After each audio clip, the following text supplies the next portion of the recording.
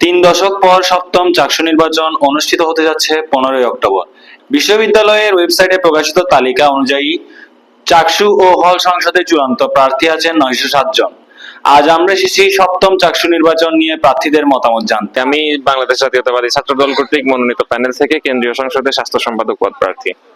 আচ্ছা, এই বছর চাকসু ইলেকশনের মধ্যে যে আমরা দেখলাম একটা ডোপ টেস্টের মুখোমুখি আসলে সকল প্রার্থীকে হতে হয়েছে, এই ডোপ টেস্টের মানে জিনিসটাকে আপনি কিভাবে দেখছেন? এটা অবশ্যই একটা পজিটিভ উদ্যোগ, কারণ আমরা চাই এবং আমাদের প্রত্যাশা যারা মাদকের সাথে জড়িত তারা যেন নির্বাচন করতে না পারে। কিন্তু এই ডোপ টেস্টটা যে নেওয়া হয়েছে এটার কার্যকারিতা নিয়ে কিন্তু প্রশ্ন আছে।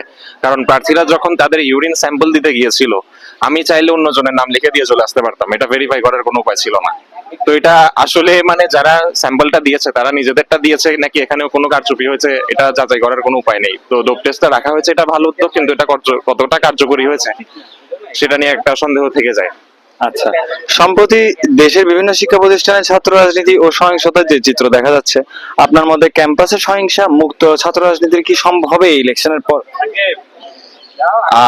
আমি এবং আমার সংগঠন সাথে বর্তমানে যতগুলো প্যানেলই চাকসু নির্বাচনে অংশগ্রহণ করছে, আমরা প্রত্যেকে আশাবাদী যে চট্টগ্রাম বিশ্ববিদ্যালয়ে অতীতে যেই সহিংসতার রাজনীতি ছিল এবং সম্প্রতি সময়ে অন্যান্য বিশ্ববিদ্যালয়গুলোতে যে সহিংসতা দেখা যাচ্ছে, ইনশাল্লাহ চাকসু নির্বাচনের পর এই ধরনের আর থাকবে না। কারণ আপনারাও দেখবেন যে পূর্বে ক্যাম্পাসে একক আধিপত্য বিস্তার করত ছাত্রলীগ, তাদের এক বগির সাথে অন্য বগির প্রতিনিয়ত দ্বন্দ্ব লেগে থাকতো। বর্তমানে কিন্তু চট্টগ্রাম বিশ্ববিদ্যালয়ে 13টা প্যানেল আছে, ছাত্র শিবির, ছাত্র দল, বড় প্রভাবশালী 2টা রাজনৈতিক ছাত্র সংগঠন আছে।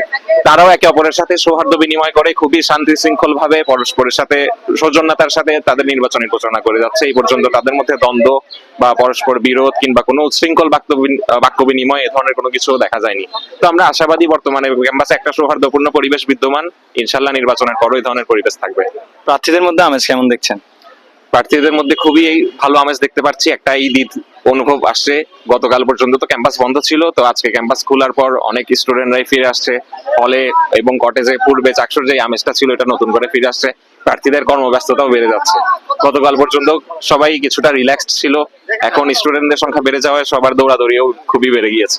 আপনাকে অসংখ্য শুভকামনা। ধন্যবাদ। ক্যামেরায় মারুফ চৌধুরীকে নিয়ে জুবায়ের মঞ্জুর আনান, খবর 24 ঘন্টা, চট্টগ্রাম বিশ্ববিদ্যালয়।